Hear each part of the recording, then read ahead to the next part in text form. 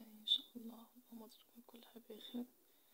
المهم في هذا الفيديو ان شاء الله غادي نكملو على الريزومي ديالنا ديال لامبريولوجي من بعد لي شابيتر ديال لا ريبرودكسيون اسيكسيي و ريبرودكسيون سيكسيي.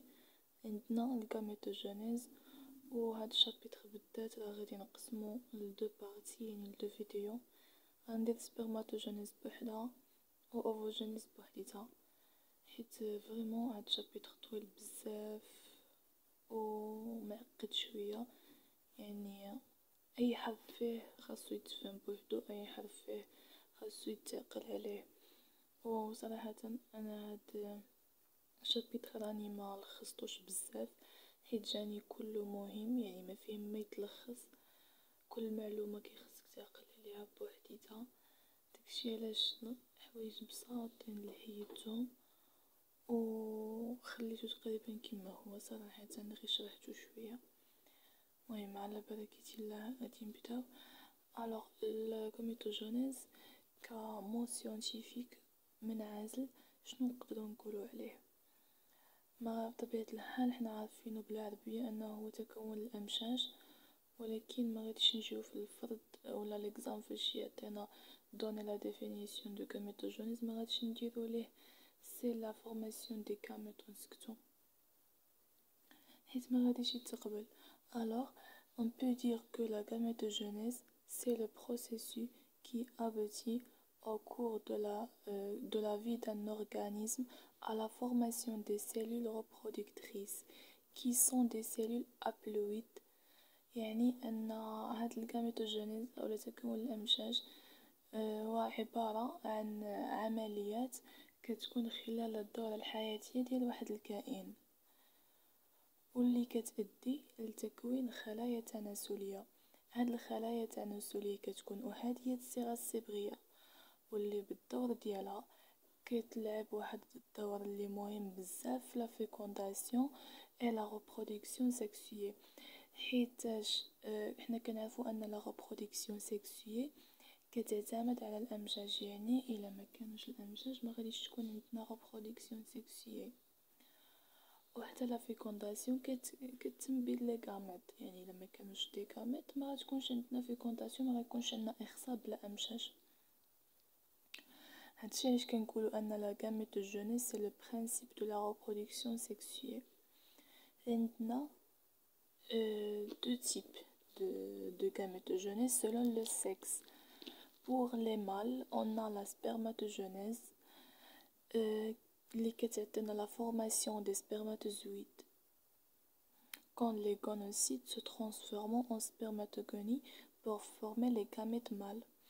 يعني أن السبرماتوجينيز كتهم كل ما هو ذكري، يعني كتكون عند الذكور فقط، وكتعطينا الانتاج اولا تكوين وتشكيل ديال الحيوانات المنويه ديال السبرماتوزويد في الوقيته ديال الخلايا، الوقيته فاش الخلايا المتولده ديالنا لي غونوسيت كيتحولوا لينا الحيوانات المنويه، وهاد الحيوانات المنويه هما اللي كيعطيونا الامشاج الذكريه لي سبرماتوزويد. وبالنسبه للفيميل عندنا l'ovogenèse كتكون chez le femelle كتعطينا la formation des ovules quand les gonocytes se transforment en ovogonie et pour former des gamètes femelles les ovules.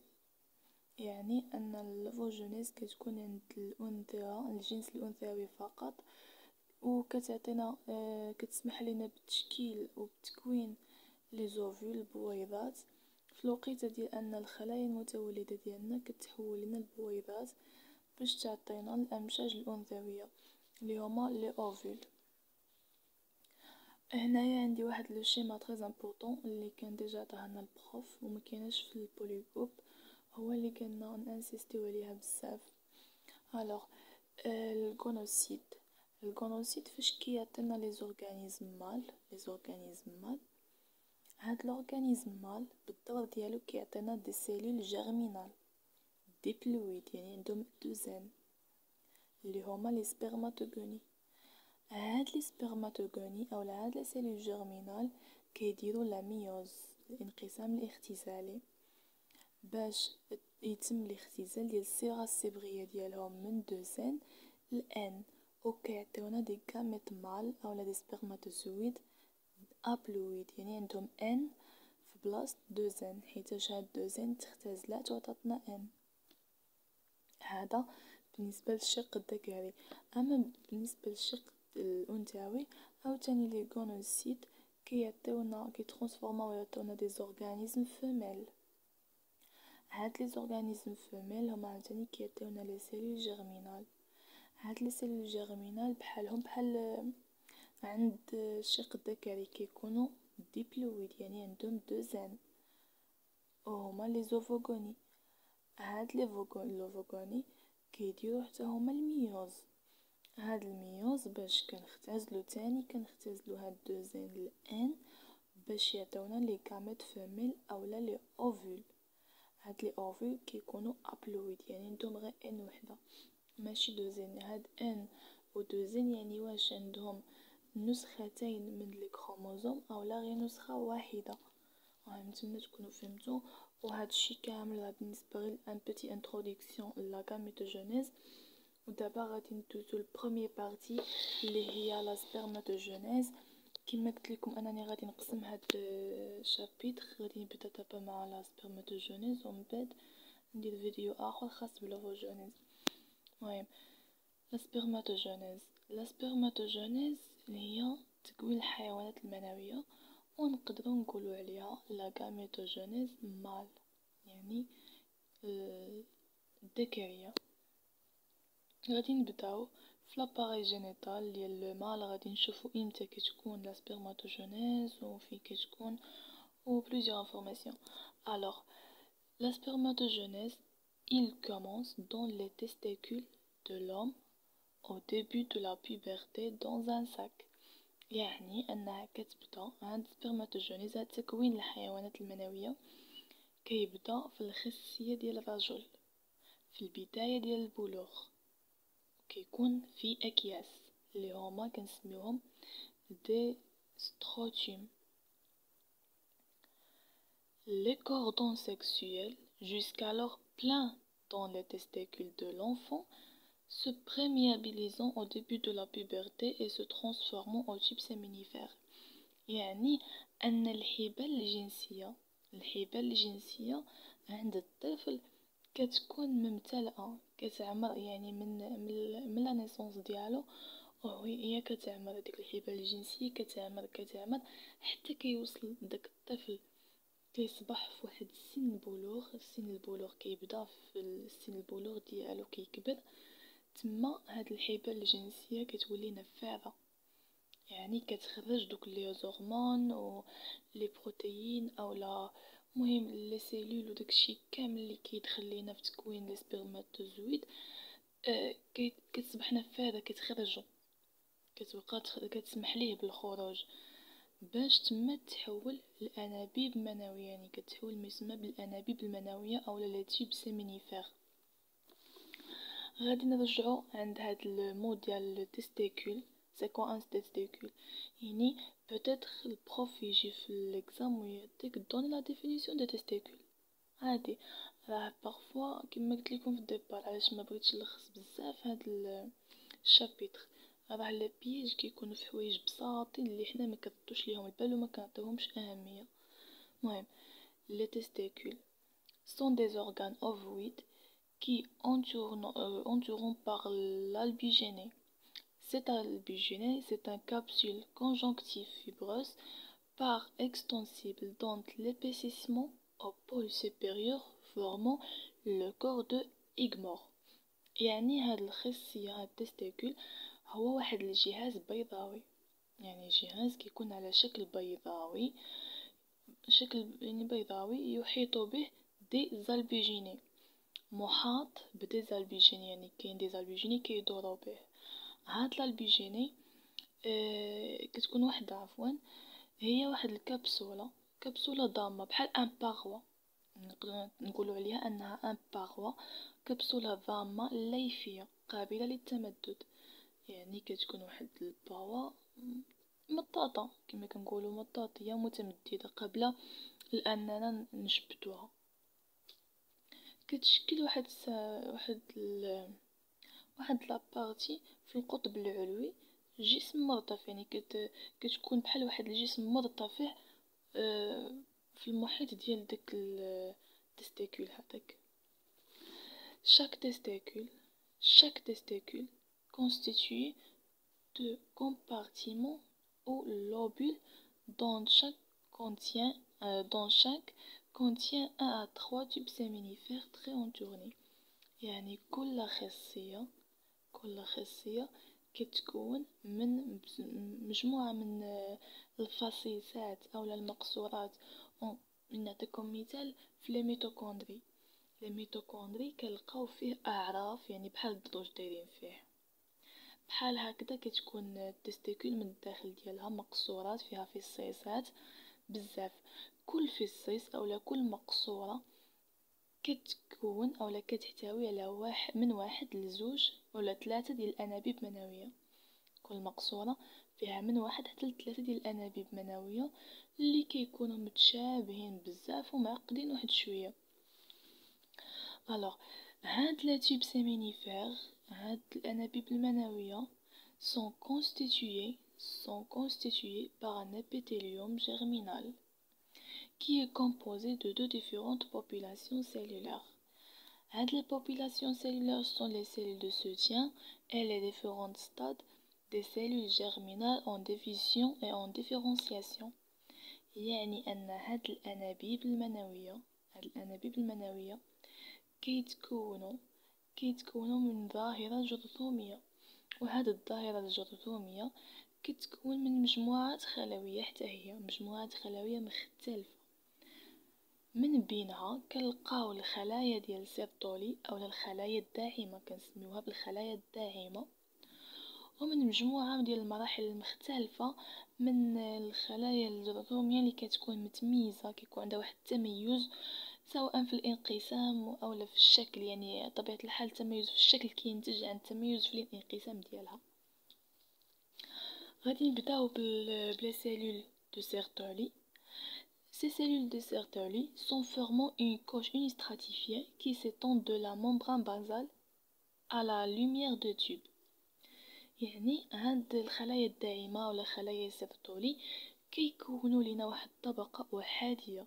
هاد الطبقة الأحادية كتمتد من الغشاء القاعدي حتى الداخل ديال لو تيوب سيمينيفير، حتى التجويف ديال لو تيوب سيمينيفير، لا لوميير ديال لو تيوب. نتمنى تكونوا كتفهموني. هاد les cellules de Sertoli elles entourent les différents types de cellules germinales plus ou moins complètement avec leur prolongement cellulaire. يعني يحيطون هم هاد les cellules de Sertoli كيدوروا بأنواع مختلفة من الخلايا الجرثومية. يعني الخلايا الجرثومية البعض كيكونوا محاطين بلي سيلول دو سيرتولي بشكل كامل تقريبا، يعني كليا على مدى الامتداد الخلوي ديالو. هاد لي سيلول ont la fonction de soutien. يعني هاد لي سيلول ديال سيرتولي عندهم la fonction de soutien de nutrition et d'une activité sécrétrice et phagocytaire, ainsi que ils ont un rôle actif dans le rythme de maturation et le détachement des spermatozoïdes dans la lumière de tube. يعني أن هاد الخلايا ديال سيرتولي كيلعبوا أو كتكون عندهم وظيف بليزيور، يعني مجموعة من الوظائف، من بينها وظيفة الدعم، التغذية والنشاط الإفرازي والبلعمي ديال الحيوانات المنوية. وكذلك عندها واحد الدور اللي هو مهم وفعال بزاف في معدل النضج والانفصال ديال الحيوانات المنوية داخل الأنبوب المنوي. يعني في التجويف ديال الأنبوب المنوي الداخل كيكون تما عندنا الانفصال ديال الحيوانات المنوية والنضج ديالهم، تما كيتم النضج ديال الحيوانات المنوية. وهاد باش يكون هذا النضج للحيوانات المنوية ضروري ما يخص يكون عندنا لي سيلول دو سيرتولي. يعني باش نختصروا هاد الشيء كامل اللي قلناه، الوغ La spermatogenèse se fait par le contact de 3 cellules de Sertoli et se commence par la paroi vers la lumière de type séminifère. كما قلت لكم قبل هنايا ان لي سيلول دو سيرتولي مهمين بزاف باش يكون عندنا النضج ديال الحيوانات المنويه والانفصال ديالهم داخل الانبوب المنوي. ف هادشي علاش كيقولوا انه كنستنتجوا منه ان سبرماتوجينيز كتحتاج حتى هي ضروري كتقوم على لي سيلول دو سيرتولي، حيث انها كتوقع لينا فاش كيكون عندنا واحد الكونتاكت بين 3 ديال لي سيلول ديال سيرتولي، كونتاكت اونتر 3 سيلول دو سيرتولي، يعني واحد الاتصال بيناتهم، واحد الملامسه بيناتهم، عاد باش يكون عندنا تكون الحيوانات المنويه اللي كيبدا بالجدار او كيكمل لينا في الانبوب المنوي، في تجويف الانبوب المنوي. دابا غادي ندوزو هنايا لي سيلول دو لايدي، les cellules interstelliales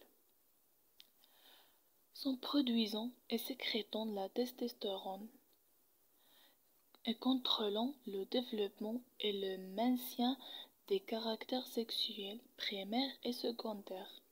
Alors يعني هاد لي سيلول دو لايدي كيديروا لينا الانتاج، كيساهموا لينا في الانتاج والافراز ديال التستوستيرون، ديال هرمون التستوستيرون، انسي كو يعني بالاضافه لانه كيديروا لينا عندهم كيتحكموا في تطوير وصيانه الخصائص الجنسيه الاوليه والثانويه، كتكون عندهم السيطره على الخصائص الجنسيه الاوليه سواء اوليه او ثانويه، بالاضافه للصيانه ديالهم.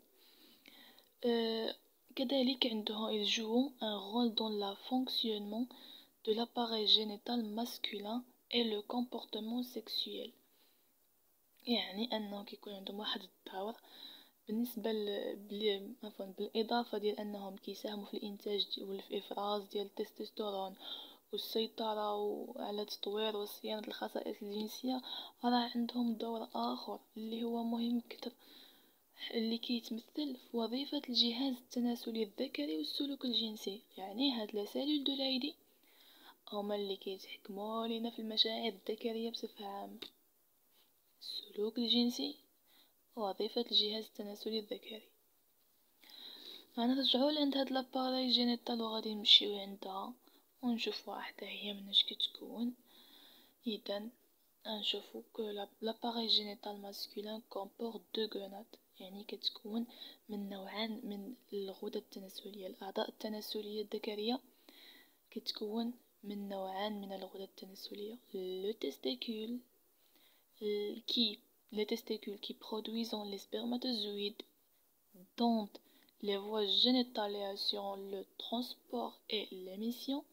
يعني أنا كما كنا قلنا قبل أن الخصية هي اللي داخلها كيتم الإنتاج ديال الحيوانات المنوية والجهاز التناسلي، وكتضمن يعني كتضمن النقل والانبعاثات ديال الحيوانات المنوية.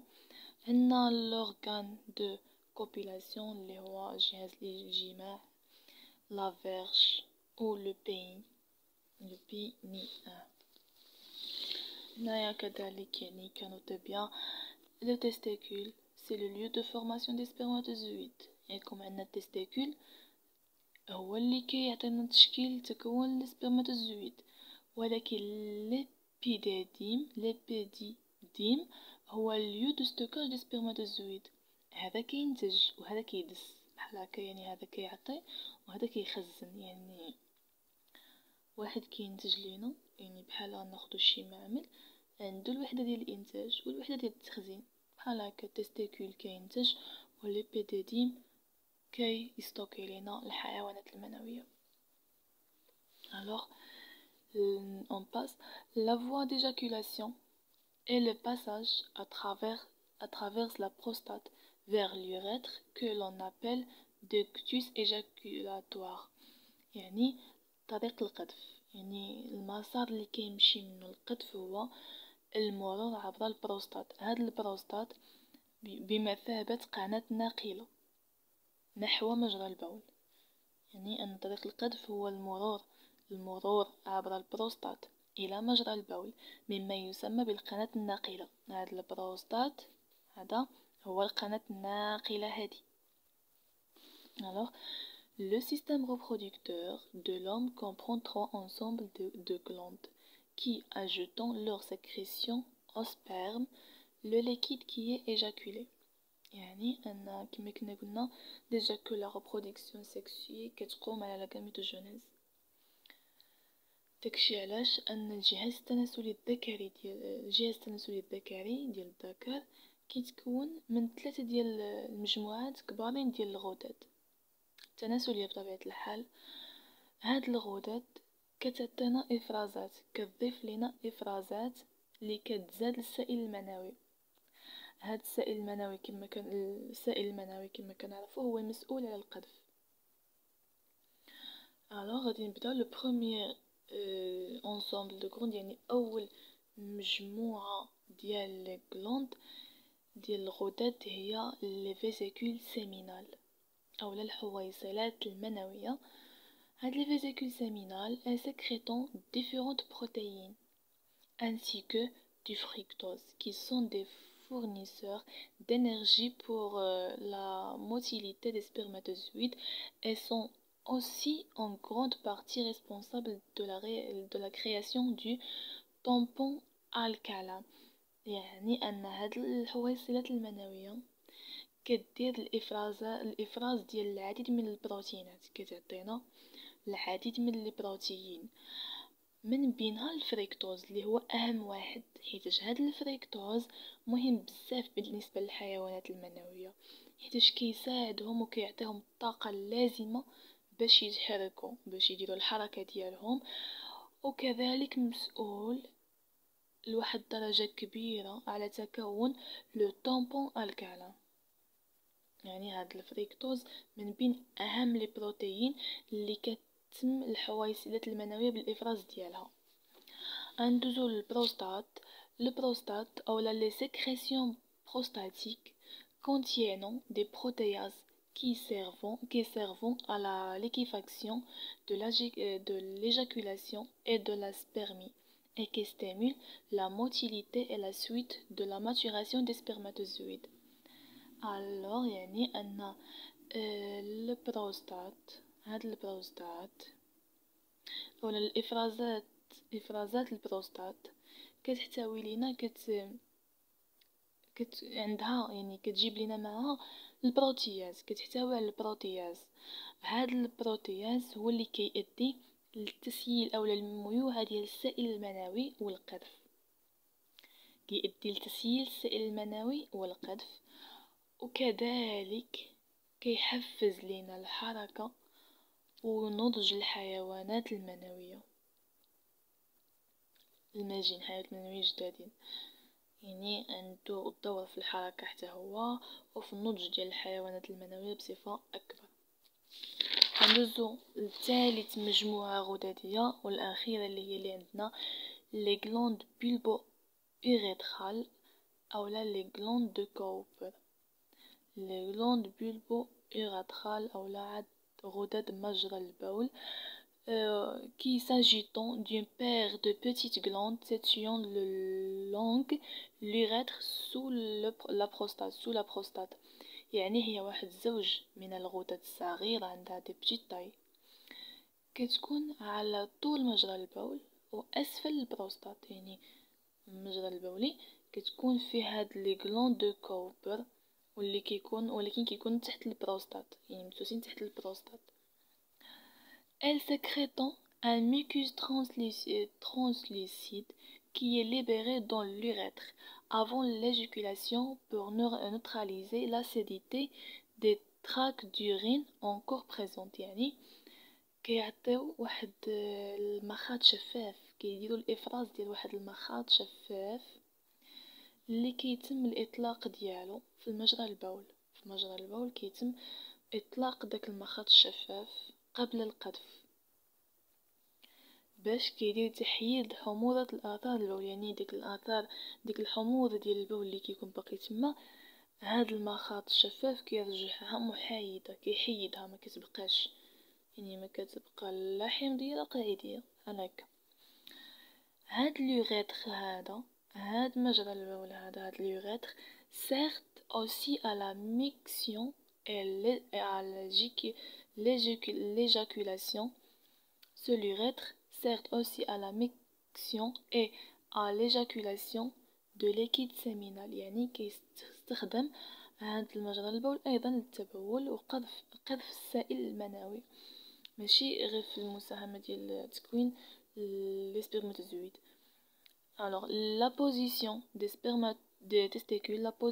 testicules à l'extérieur de l'abdomen favorable à un bon déroulement des spermatogenèse car elle confère une température légèrement inférieure à celle du corps. يعني أن موضع الخصيتين خارج البطن كيفضل واحد المسار جيد لتكوين الحيوانات المنوية، كيبقى واحد المسار جيد بزاف للحيوانات المنوية. الموضع ديال الخصيتين كيعطي واحد المسار مزيان بالنسبه للحيوان التكوين ديال الحيوانات المنويه، يعني كيمشي فاسيلمون، كتكون سهله، يعني كيفاش غادي نقولها، كيمهد تكوين الحيوانات المنويه، حيتاش كيعطي واحد درجه حراره قليله من درجه حراره الجسم، يعني هابطه واصغر من حراره الجسم. غادي ندوزو لو ديرولمون دو سبرماتوجينيز. هاد لو ديرولمون دو سبرماتوجينيز هذا اولا مسار تكوين الحيوانات المنويه، يعني هو بصراحه مهم بزاف حتى هو. alors au cours de la spermatogenèse كيكون عندنا les cellules germinales en voie de différenciation se déplaçant entre les cellules de Sertoli. Les cellules germinales déplaçant entre les cellules de Sertoli adjacentes en direction de la lumière de type séminifère. يعني أن الخلايا الجرثومية كتحرك وكتخضع للتمايز en voie de différenciation، كتخضع للتمايز بين خلايا سيرتولي. التمايز ديال الخلايا الجرثومية كيوقع بين الخلايا ديال سيرتولي. قلنا انه كيكون عندنا لا سبرماتوجينيز كتوقع فاش كيكون عندنا واحد الكونتاكت، واحد الاتصال بين 3 ديال الخلايا ديال سيرتولي. الوغ هنايا في دوك الحدود ديال الاتصال بيناتهم تما كيوقع تمايز ديال الخلايا الجرثوميه المتجاوره فيما بينها نحو الانبوب المنوي. La spermatogenèse se passe par les stades suivants du développement. عندنا la spermatogonie A et la spermatogonie B. كيكون عندنا spermatocyte primaire يعني نطفة أولية et spermatocyte secondaire. كي عندنا spermatide سائل منوي كتكون عندنا après des spermatozoïdes حيوانات منوية. La spermatogenèse comprend 4 états، يعني spermatogenèse كتدوز من 4 ديال لي états. Et la succession de ces états constitue le cycle spermatogénétique dont la dureté est estimée à 74 jours. المهم أن التعاقب ديال المراحل، هاد المراحل بربعة ديال لا phase de multiplication, de croissance, de maturation et de différenciation، كيكون التعاقب ديال هاد 4 ديال المراحل هادو كيعطينا دورة تكوين الحيوانات المنوية اللي كتتم لينا تقريبا في 74 يوم على الأقل. غادي نبداو بلا phase de multiplication. La phase de multiplication commence pendant la vie fœtale et s'accélère à partir de la puberté. يعني أن هاد لا فاز ديال لا مولتيبليكاسيون كتبدا لينا في الحياة الجنينية. كتكون بواحد الريتم اللي نقدروا نقولوه انه منخفض، ريتم اللي هو منخفض باش كتبدا كتزاد ليها السرعه ديالها ابتداء من سن البلوغ. كتزاد السرعة ديال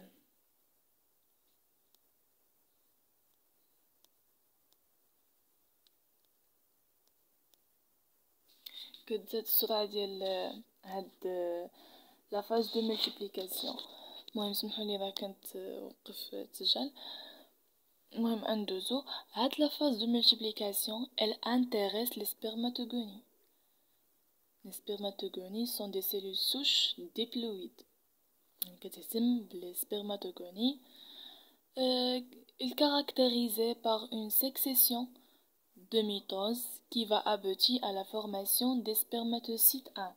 يعني كتميز لينا بسلسلة من الانقسامات. هاد السلسلة ديال الانقسامات كتعطينا تكوين واحد الخلية منوية، خلية منوية اولا نطفة، نقولوا نطفة، خلية منوية اولى. يعني كتكون عندنا خلية منوية واحد وزوج. كتكون الخلية بعدا الاولى، الخلية المنوية الاولى كتكون ثنائية الصيغة الصبغية ديبلويد. Les spermatogonies AD entrent en mitose pour se transformer chacun en nouvelles spermatogonie AD qui permettent d'en reconstituer le stock et en spermatogonie AB. يعني أن الحيوانات المنوية AD كتدخل لو دو تيب AD، يعني سبرماتوغوني دو تيب AD عندنا و دو تيب AB. مهم الحيوانات المنوية من نوع AD كتدخل في مجموعة من الانقسامات الاختزالية. هاد الانقسامات الاختزالية اللي تدخل فيهم الحيوانات المنوية كتأدي بها لأنها تحول لحيوان منوي AD جديد وحيوان منوي من تيب AB. هاد الحيوانات المنوية AD جدادين كيمكنوا من تجديد المخزون ديالهم، وعندنا 3 ديال الاشكال 3 فورم دو سبرماتوغوني. عندنا سبرماتوغوني اب اولا بال، عندهم واحد لو نوايو كلير، انا في راني عندهم واحد لو نوايو كلير واضح. باغ كونطخ لي سبرماتوغوني اد، les spermatogonie AB قلنا انها باغ كونطخ لو كونترير دو سبرماتوغوني اد، حيتاش هما عندهم AB عندهم نواة واضحة نوايو كلير، مي سبرماتوغوني اد عندهم نوايو صومبر مظلمة. وعندنا دي سبرماتوغوني بي اولا نقدروا نقولوا لي كروتيلوز يابس. إذن à partir d'une spermatogonie AB elle se forme 4 spermatocytes 1. يعني أنه واحد سبرماتوغوني عفوا من نوع AB كيعطينا 4 ديال السبرماتوسيت 1. هادو ابخي في الخط الفيديو ان شاء الله نشوف واحد الشيما غنفهمو فيها مزيان. اذا ندوزو لا دوزيام فاز اللي هي لا فاز دو كرواسونس، مرحله النمو. هنايا لي سبرماتوسيت 1 subissent une phase de croissance cytoplasmique qui les transforme en grandes cellules ou axocytes. Les axocytes sont des cellules diploïdes qui sont formées après la croissance d'un spermatocyte 1. يعني أن الخلايا المنوية الأولى، الخلايا المنوية من نوع واحد، كتمر بمرحلة نمو سيتوبلازمي، واحد المرحلة ديال النمو سيتوبلازمي اللي كتحولها لخلايا كبيرة أو بما يسمى الخلايا المساعدة. هي خلايا ثنائية الصيغة الصبغية وكتشكل من بعد النمو ديال الخلايا المنوية. يعني أن هاد الخلايا المنوية السبرماتوسيت 1 من بعد ما كتسالي النمو ديالها كتعطينا خلايا كبارين كيتسموا بالخلايا المساعدة لي زاكزوسيت. alors le passage d'une spermatogonie A يعني سبرماتونيغا المرور من ان سبرماتوغوني A à 4 axocytes كيتم في 27 يوم. من هنايا من هادي لهادي كيتم في 27 يوم. يعني باش واحد سبرماتوغوني تعطينا 4 ديال ليكزاكزوسيد كيخصنا نصبرو 27 يوم. هاد لو باساج كيتم في لي دو فاز، لا فاز دو مولتيبليكاسيون et la phase de croissance. غادي ندوزو غير سمحوا لي تليفون كيتهزز باسكو شادته غير بيدي ويدي فرحتني صراحه.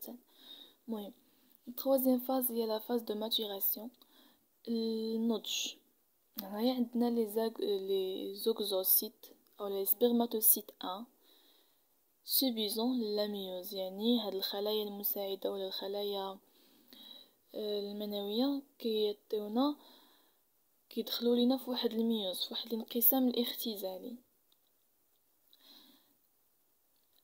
كيكافئ هادشي كامل، كيكافئ انه دو ديفيزيون سكسيسيف كي فون entraîner la réduction de moitié du nombre de chromosomes et de quantité d'ADN. يعني ان جوج ديال الانقسامات الاختزاليه كيأديو لينا لخفض عدد الكروموزومات الى النصف، وكذلك كمية الحمض النووي او الADN.